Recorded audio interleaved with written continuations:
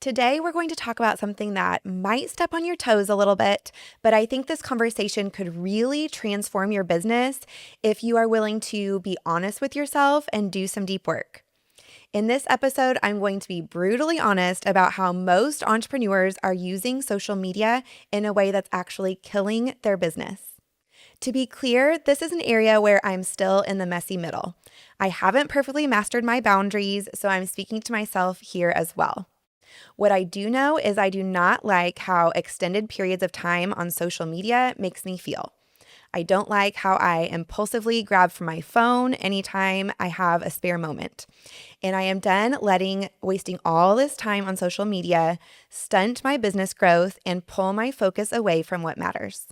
It's true, social media can be powerful for business owners, but for most of us, it's become an excuse to scroll instead of do deep work, an excuse to compare instead of build, and it's costing us more than we realize. Let's jump right into the 5 ways social media is holding us back from huge growth in our business. Number 1, it's distraction masquerading as strategy. You think you're building your brand, but really you're just doom scrolling. You hop on to make a post and suddenly you're watching a crazy video of a cat or someone pranking their in-laws. So don't fall into the trap of fake productivity, believing the lie that spending all this time scrolling is actually building your business. Since you can easily batch work your content and schedule it out, you really don't need to be on social media every day. And even if content creation is the main part of your business, like if you're an influencer, you can get on for 30 minutes and respond to comments or post in your stories and then hop off for the rest of the day. You can even create your reels in a different app so that you don't get distracted. Number 2, your brain wasn't made for this. We weren't wired to hear about world wars and a friend's grandmother's death and an influencer's miscarriage all in the same 60 seconds. That mental whiplash kills focus and deep work. Never in the history of the world have humans been flooded with so much disaster, fear, hate, and opinions of others all right at their fingertips all day long. God did not create us to hold all of this on our shoulders.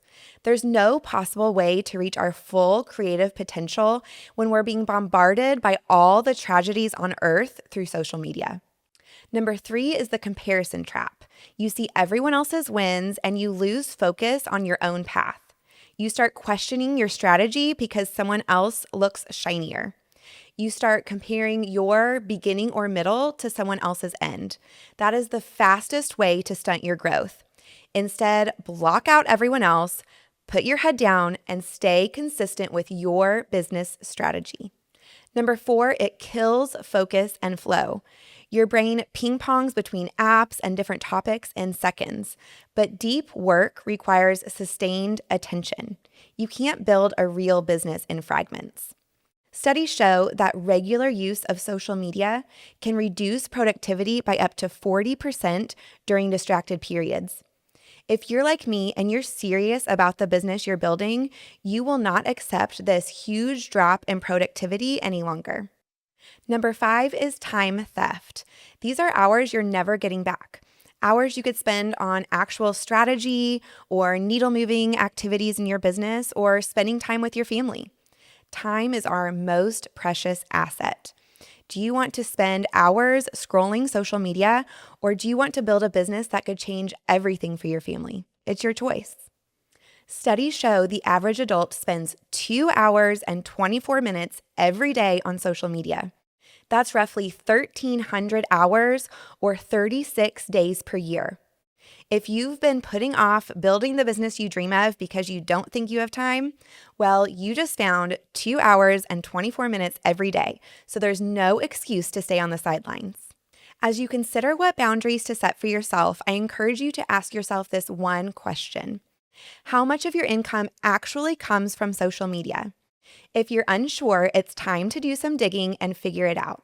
Let's dive into a few examples of boundaries that you could follow to continue to grow your business, but to avoid the negative effects of extended periods of time on social media. First is to just not use social media altogether. If it's not integral to your brand, you don't have to use it. Most people won't do this because they believe the lie that you have to be everywhere, but there are actually some businesses that really don't need to be on social media. Second is to use it for your business, but not personal scrolling. Now, this does take a lot of discipline, but in this instance, you're using it as a tool for business, but not for personal entertainment. I would say that even if you're posting every day, you probably don't need to be on it for more than 30 minutes. Third is to set screen time limits. I've got mine set because I honestly don't trust myself to just willpower my way through it. So you can use the built-in app limits or something like the Brick, which completely shuts down your phone for certain time periods during the day. My current boundary is to take 2 full days off social media every week. This allows for so much mental space and creativity and really helps protect my mental health. Like I said, time on our devices doesn't just steal our hours, it affects our mental health, our creativity, our focus and attention, and even our sleep. A 2018 study found that reducing social media use to 30 minutes a day resulted in a significant reduction in levels of anxiety, depression, loneliness, and sleep problems. I think that's something we could all benefit from. So, where do we go from here? The first thing you need to do is be honest with yourself. Is your current social media use at a healthy level? Don't spend years lying to yourself. Get honest with yourself today about where you are at. Next, remember to act like a CEO. CEOs don't waste time scrolling on social media or getting distracted by little things throughout the day. You are the CEO for your business, so step fully into that role and act like it. Finally, commit to a new boundary today. Don't put it off. I can guarantee you your best life does not include scrolling social media for 2.5 hours every day. God created us as holistic people. Our business life affects our mental health, affects our family life. It's all interconnected. And spending too much time on social media affects every area. Wouldn't it be amazing to sit down to work each day with creativity flowing in deep work? Wouldn't it be great to quiet the noise so that you can better discern God's voice speaking to you? I believe this one change of setting better social media boundaries can do that for you. I would love for you to comment on this video if you're watching on YouTube, or if you're listening to this as a podcast, send me a quick message on Instagram and let me know what change you are committing to. I am confident that some of you are going to see huge growth in the next few months because of what you're committing to today. If this episode brought you clarity and encouragement, I would love for you to subscribe so that we can meet back here again next week to grow and scale your business.